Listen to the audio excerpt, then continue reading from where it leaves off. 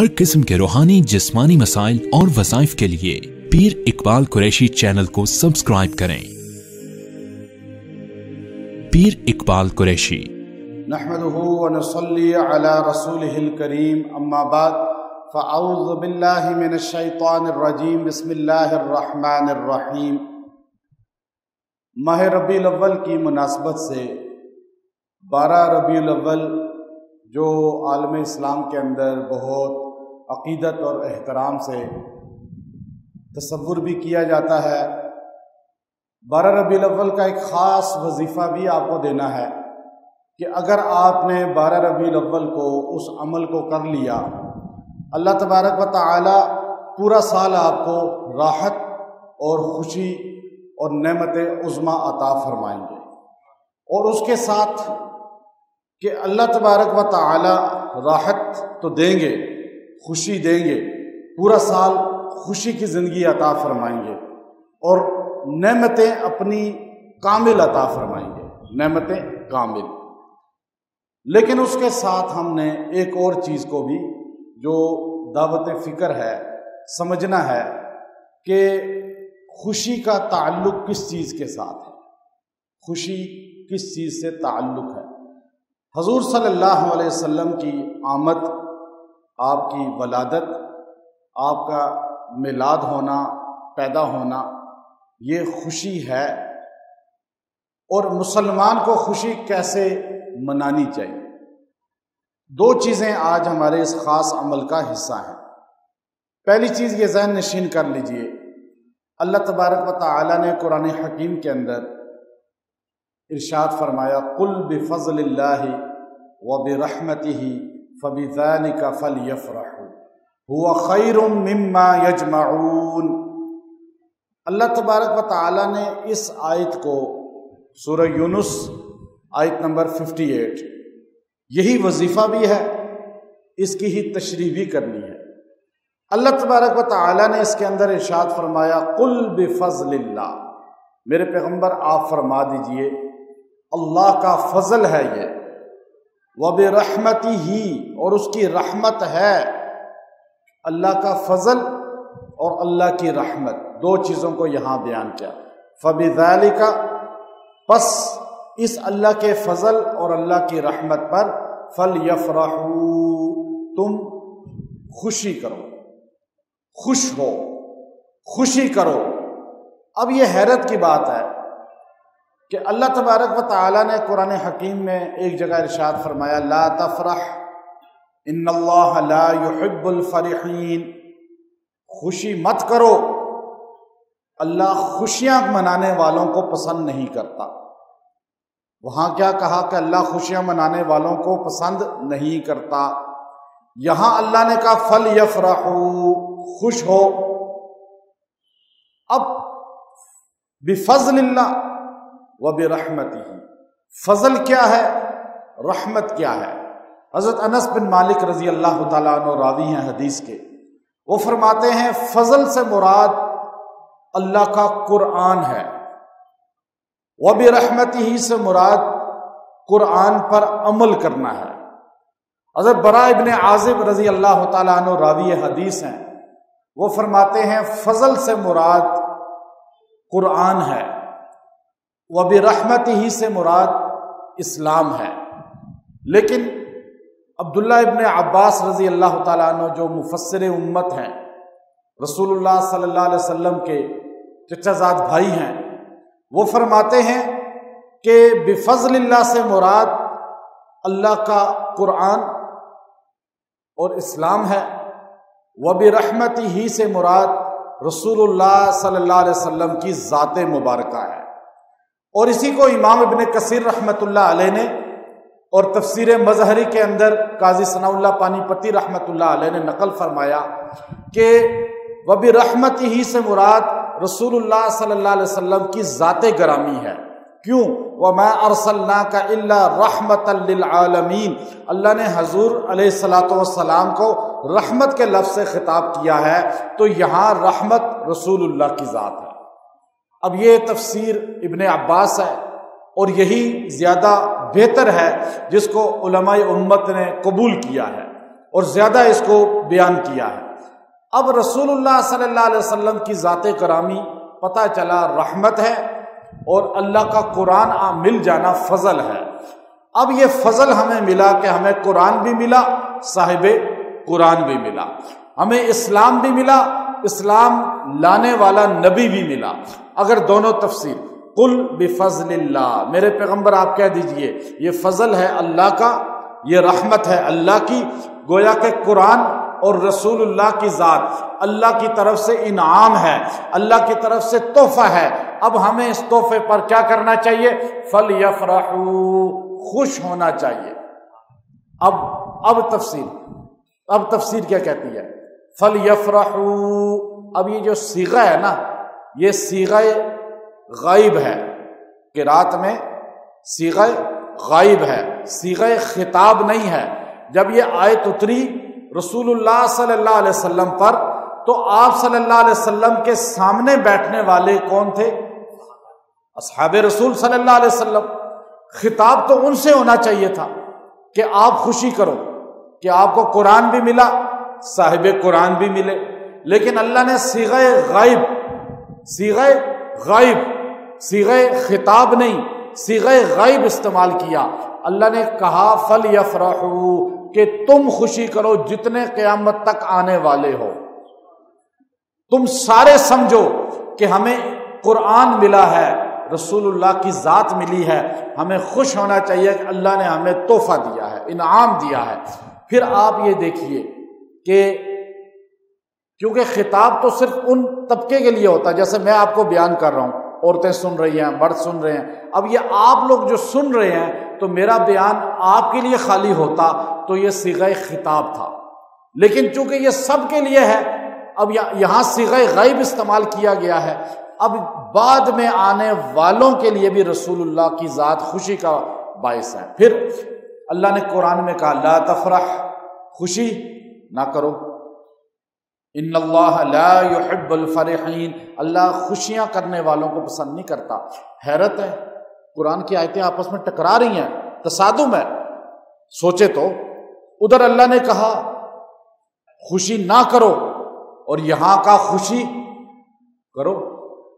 ہمارے بیان بدل جاتے ہیں، ٹکراتے ہیں، اللہ کا قرآن نہیں ٹکراتا، اللہ کا بیان نہیں آپس میں متصادم ہوتے۔ اللہ نے وہاں کہا خوشی نہ کرو اور یہاں کہا خوشی کرو۔ اب یہاں جب کہا نا خوشی کرو اور وہاں کا خوشی نہ کرو، تو اس کو مفتی شفیع صاحب رحمۃ اللہ علیہ نے معارف القرآن میں کہا کہ وہاں جو اللہ نے کہا ہے وہ دنوی خوشی ہے، دنیاوی چیزوں پہ خوشی ہے۔ جیسے ایک ہوتا ہے آپ کو دولت مل گئی، گاڑی مل گئی، بنگلہ مل گیا، اب آپ اتراتے ہیں، خوشی سے اتراتے ہیں، یہ خوشی منع کی لا تفرح۔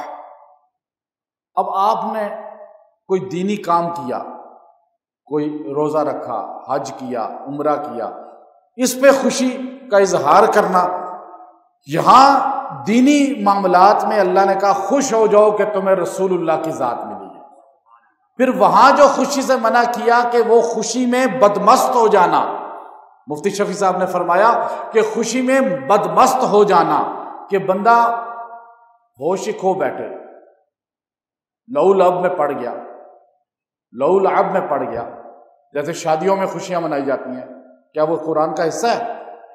یہ جو باجے بجائے جاتے ہیں، گانے لگائے جاتے ہیں اور اس طرح لائٹنگ کی جاتی ہے، پھر عورتوں مردوں کا اختلاط ہو جاتا ہے، کیا یہ خوشی منانا جائز ہے؟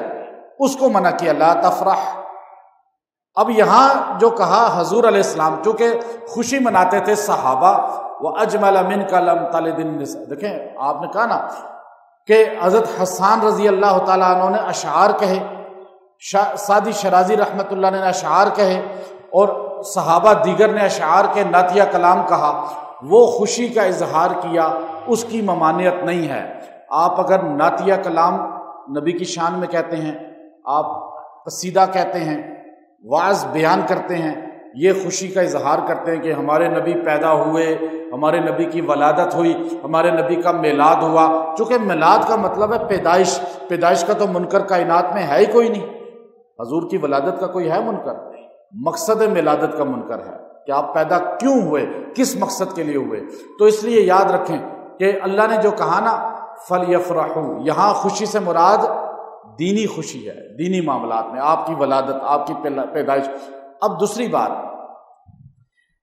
هُوَ خَيْرٌ مِّمَّا يَجْمَعُونَ، وہ بہتر ہے، یہ خوشی بہتر ہے اس سے جو تم جمع کرتے ہو۔ اللہ کو پتا تھا کہ لوگ خوشی اپنے طریقے سے منائیں گے، جیسے آج ہمارے ہاں روڈوں پہ لائٹنگ کر دی، جھنڈیاں لگا دی، اختلاط عورتوں مردوں کا ہو گیا، پیسے کی فراوانی کر دی، پیسہ چندہ اکٹھا کیا، بہت پیسہ لگا دیا، پورا ملک آپ دیکھتے ہیں کیا حال ہوتا ہے۔ اللہ تبارک و تعالیٰ نے گویا اس طرف اشارہ کر کے پہلے ہی بتا دیا کہ ہوا خیر مما یجمعون، یہ خوشی بہتر ہے اس سے جو تم جمع کرتے ہو، جو تم کرتے ہو اس سے بہتر ہے۔ اب خوشی کا تعلق کس کے ساتھ ہے؟ اپنی مرضی کے ساتھ یا رب کی مرضی کے ساتھ؟ یہ سوچنا ہے۔